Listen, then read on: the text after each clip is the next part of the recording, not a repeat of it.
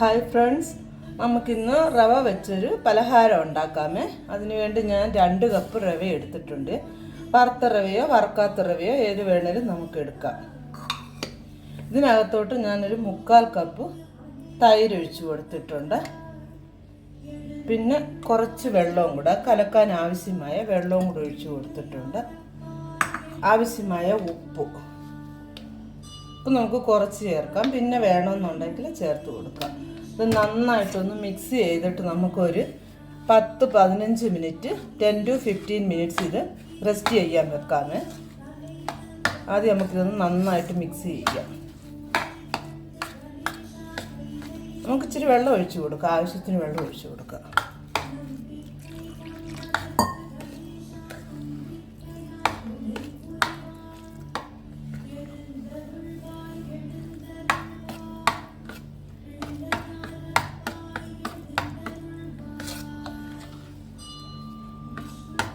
കുറച്ചും കൂടെ വെള്ളം ഒഴിക്കുക. അപ്പോൾ ഇതങ്ങനെ ഇത് കുതിർന്നങ്ങ് കട്ടിയാവുക.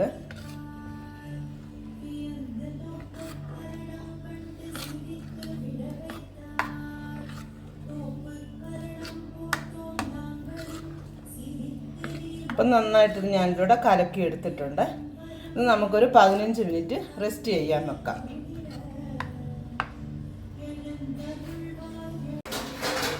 അടുത്തതായിട്ട് ഇതിലേക്ക് ഒരു താളിപ്പ് ആവശ്യമാണ്.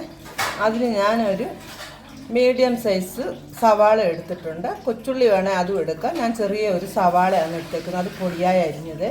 പിന്നെ എരിവിന് ആവശ്യമായ പച്ചമുളക്, ഒരു ചെറിയ തുണ്ട് ഇഞ്ചി പൊടിയായി അരിഞ്ഞത്, മല്ലിയില, കറിവേപ്പില. ഇത് നമ്മൾ താളിക്കണമെന്ന് ഇതൊന്ന് വഴറ്റിയെടുക്കണം. നമുക്ക് വഴറ്റിയെടുത്തുകൊണ്ട് വരാം. ഞാനിവിടെ ഒരു ചീനച്ചട്ടി വെച്ച് എണ്ണ ഒഴിച്ച് കൊടുത്തിട്ടുണ്ട്. എണ്ണ ചൂടായിട്ടുണ്ട്. നമുക്ക് അതിനകത്തോട്ട് കടുക് ഇട്ട് കൊടുക്കാമേ.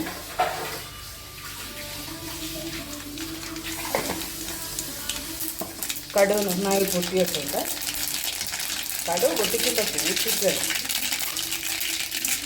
കുറച്ച് കടലപ്പരിപ്പ് ഇട്ട് കൊടുക്കാം.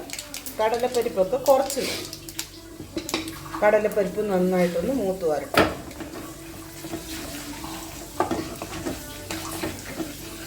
ഇപ്പം നമ്മൾ തീ വന്ന് സിമ്മിൽ വെച്ചിരിക്കുകയാണ്, ഫ്ലെയിം.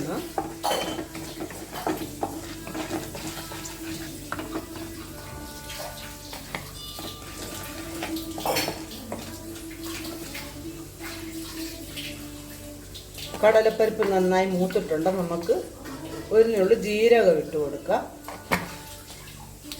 ജീരകം നന്നായി ഒന്ന് മൂത്ത് വന്നതിന് ശേഷം നമ്മൾ അരിഞ്ഞു വെച്ചിരിക്കുന്ന പച്ചമുളക്, ഇഞ്ചി, സവാള ഇതെല്ലാം നമുക്ക് ഒന്നിച്ചതിട്ട് കൊടുക്കാം.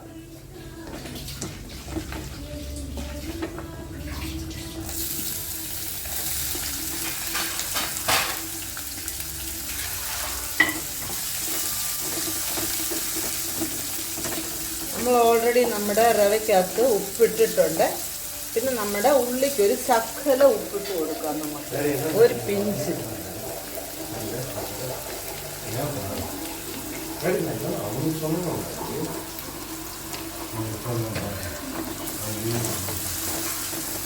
അങ്ങ് ഒത്തിരി മൂത്ത് വഴന്ന് വരണമെന്നൊന്നുമില്ല.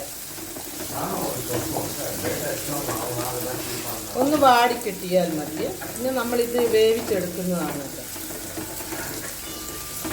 ഇത് വഴന്ന് വന്നതിന് ശേഷം ഇത് ചൂടൊന്ന് ആറിയതിന് ശേഷം വേണം നമ്മൾ നമ്മുടെ റവയ്ക്കകത്തോട്ട് ചേർത്ത് കൊടുക്കാൻ.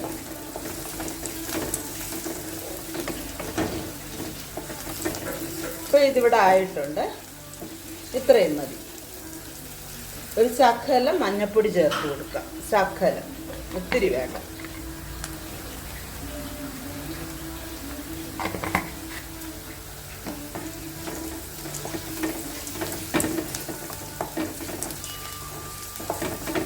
ഇപ്പോൾ നമുക്ക് ഇതിനകത്തോട്ട് നമ്മുടെ മല്ലിയിലയും കരിയാപ്പിലയും കൂടെ ഇട്ട് കൊടുക്കാം. എന്നിട്ട് നമുക്ക് സ്റ്റൗ ഓഫ് ചെയ്യാം.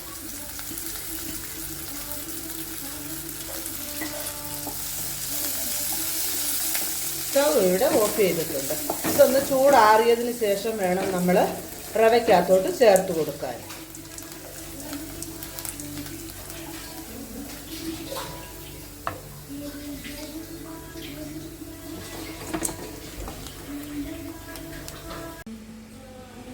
ഗൈസ് 15 മിനിറ്റ് ആയിട്ടുണ്ട്. നമ്മുടെ റവയൊക്കെ അങ്ങനെ നന്നായിട്ട് സോക്കായി വന്നിട്ടുണ്ട്.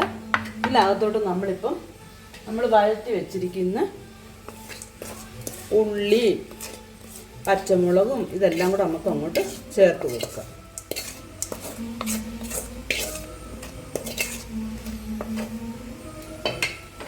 ശകലം ഫ്രഷ് മല്ലിയിലയും കൂടെ ചേർക്കുന്നുണ്ട്. എന്നിട്ട് നന്നായി ഒന്ന് മിക്സ് ചെയ്യാം. ഇതിനകത്തോട്ട് ഇപ്പം നമുക്കൊരു ശകലം സോഡാപ്പൊടിയും കൂടെ ചേർത്ത് കൊടുക്കാമേ. ഒരു 1/4 ടീസ്പൂൺ മതി, ആ അളവിന് മതി. എന്നിട്ട് നന്നായി മിക്സ് ചെയ്യാം.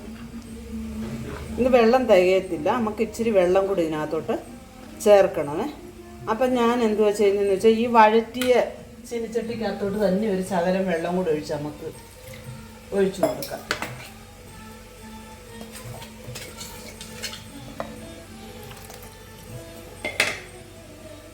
എന്നിട്ട് നന്നായിട്ടൊന്നുകൂടെ ഇളക്കാം. ഈ സമയം നമുക്ക് ഉപ്പൊക്കെ ഉണ്ടോ എന്ന് നോക്കണം.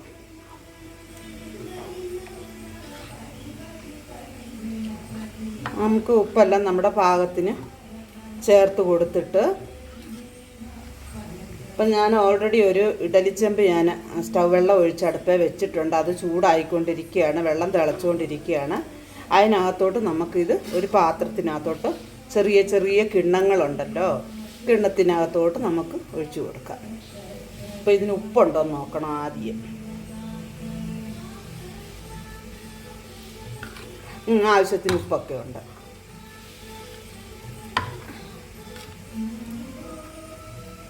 ഇനി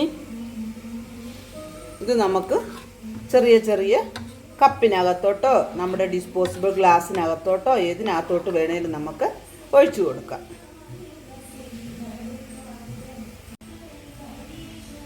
ഇപ്പം ഞാൻ വേണ്ട 2 കപ്പ് എടുത്തിട്ടുണ്ട്. ഈ കപ്പിനകത്തോട്ട് നമുക്ക് ആദ്യം ഒഴിച്ചു കൊടുക്കാം. ഫുൾ ഒഴിക്കണ്ട, ഇതൊന്ന് ഇച്ചിരി ഒന്ന് പൊങ്ങി വരുവേ.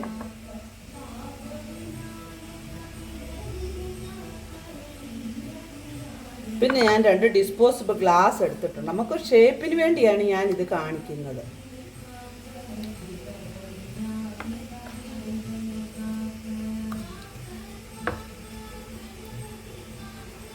പിന്നെ നമ്മുടെ വീട്ടിലുള്ള ഐസ്ക്രീം കപ്പോ അങ്ങനെയുള്ള എന്തെങ്കിലും ഉണ്ടെങ്കിൽ അതിനകത്തോട്ടും കൂടി എടുക്കാം. ഇപ്പം ഇത് ഒരേ വലിപ്പമല്ലാത്ത കൊണ്ട് പാത്രമേ നമ്മൾ ഇച്ചിരി ഏറെ നേരം വെച്ചിത് വേവിക്കണം. കാരണം ചെറിയ പാത്രമുണ്ട്, വലിയ പാത്രമുണ്ട്. അല്ലെങ്കിൽ വലിയ പാത്രം നമ്മൾ സെപ്പറേറ്റ് വെച്ച് വേവിക്കണം, ആ രീതിയിൽ. ഇപ്പം നമുക്കിത് ചൂടായി കിടക്കുന്ന ഇഡ്ഡലി പാത്രത്തിലോട്ട് വെച്ച് കൊടുക്കാം. ഇപ്പോൾ ഇവിടെ ചൂടായി കിടപ്പുണ്ട്. ഞാൻ ഓരോന്ന് മാത്രം ഇപ്പോൾ വെച്ച് കാണിക്കാം. ഇതൊരെണ്ണം വെച്ചിട്ടുണ്ട്. എന്നാൽ നമ്മുടെ ഗ്ലാസ് ഒന്ന് വെച്ചിട്ടുണ്ട്. കപ്പ് 2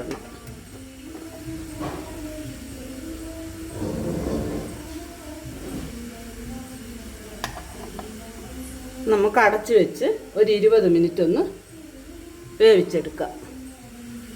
ഒരെണ്ണം കൂടെ വെക്കാവോ? യെസ്, ആയിട്ടുണ്ട്. നമുക്ക് അടച്ചു വെച്ച് വേവിക്കാം. നമ്മുടെ പലഹാരം വെന്തോന്ന് നമുക്കൊന്ന് കുത്തി നോക്കാം. അപ്പോൾ ഇങ്ങനെ കുത്തി നോക്കുമ്പോൾ ഒട്ടിപ്പിടിച്ചിട്ടില്ലെങ്കിൽ വെന്തിട്ടുണ്ടെന്നർത്ഥം. നന്നായിട്ട് വെന്തിട്ടുണ്ടോ നോക്കാം. ഒന്നേലും ഒട്ടിപ്പിടിച്ചിട്ടൊന്നുമില്ല. നമുക്കിത് ഇതിൽ നിന്നും എടുക്കാം.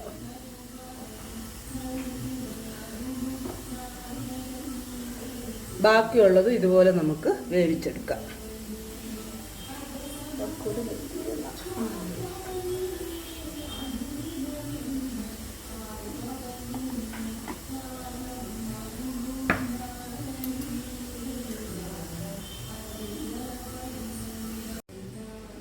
അങ്ങനെ നമ്മുടെ പലഹാരം ഇവിടെ റെഡി ആയിട്ടുണ്ട്. നമുക്കൊരു സ്പൂണ് വെച്ച് ഇങ്ങനെ ഒന്ന് ഇളക്കി കൊടുക്കാവേ. കൊടുത്തിട്ട് നമുക്ക് പാത്രത്തിലോട്ട് മാറ്റാം. കണ്ടോ, അടിപൊളിയായിട്ട് വന്നിട്ടില്ലേ? അങ്ങനെ നമ്മുടെ റവ കൊണ്ടുള്ള പലഹാരം ഇവിടെ റെഡി ആയിട്ടുണ്ട്.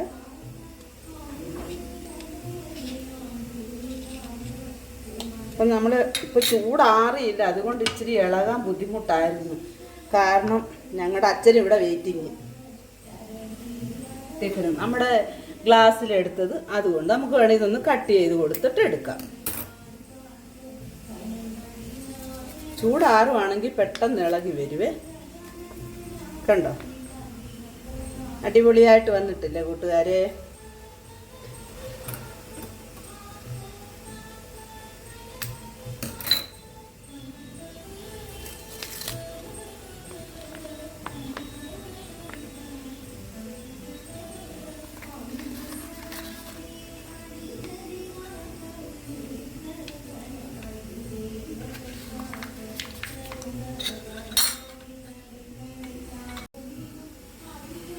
ഗൈസ്, അങ്ങനെ നമ്മുടെ റവ കൊണ്ടുള്ള അടിപൊളി പലഹാരം ഇവിടെ റെഡി ആയിട്ടുണ്ട്. നോക്കൂ, നല്ല ഷേപ്പിൽ വന്നിട്ടുണ്ട്. നമ്മൾ ഗ്ലാസ്സിൽ വെച്ചതും നമ്മൾ ആ ചെറിയ ബൗളിൽ വെച്ചതും ഇച്ചിരി വലിയ ബൗളിൽ വെച്ചതും. ഇനി ബാക്കി വെന്തോണ്ടിരിക്കുന്ന ഇവിടെ ഞങ്ങളുടെ അച്ഛൻ വെയിറ്റിംഗ് ആയതുകൊണ്ട് അത് കാണിക്കാൻ പറ്റുന്നില്ല. ഇപ്പം നമുക്കിത് ചട്നിയോ സാമ്പാറോ എന്ത് വേണമെങ്കിലും ഇതിൻ്റെ കൂടെ ഉപയോഗിച്ച് നമുക്ക് കഴിക്കാവുന്നതാണ്. എല്ലാവരും ഒന്ന് ചെയ്ത് നോക്കുക. റെസിപ്പി ഇഷ്ടമായാൽ ലൈക്ക് ചെയ്യുക, ഷെയർ ചെയ്യുക, നല്ല രീതിയിൽ എന്നെ ഒന്ന് സപ്പോർട്ട് ചെയ്യുക. അതേമാതിരി മറക്കാതെ സബ്സ്ക്രൈബ് ചെയ്യുക. ഇതുപോലുള്ള നല്ല നല്ല വീഡിയോകളുമായി വീണ്ടും കാണാം. Bye bye.